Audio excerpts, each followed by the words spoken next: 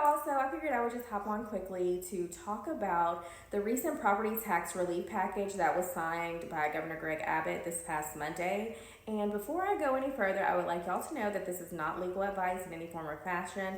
I am a realtor and I find this very educational or informational for homeowners.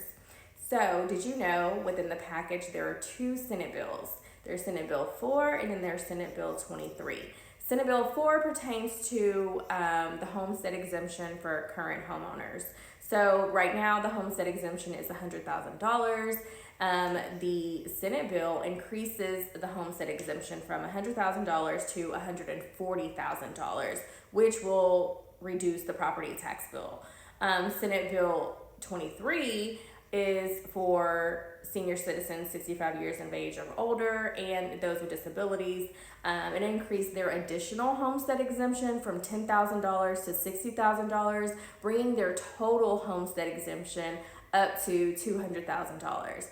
I think this is important. I haven't really heard anyone talk about this. I was excited just to hear this like on the news or whatever, but I think it's very important because we're always complaining about how high our property taxes are here in Texas, right? And then whenever it's time to pay the property taxes, we do everything in our power to try to protest the property taxes.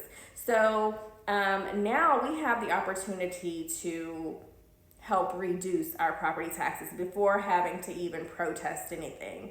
So although Governor Abbott signed the bills, it is up to us to vote the bills into law in November, right? At the end of the day, we have the say-so. They say the people have the power. I think this is one of those opportunities to where the power is literally in our hands. If you're a homeowner, the power is in your hands. If you're not registered to vote, I would suggest you get registered prior to November. If you normally don't vote, but you're a current homeowner, I suggest that you go out and vote in November. So this is dear to me because as y'all know, I am a former Harris County election judge and election clerk. So I promote voting and voting rights.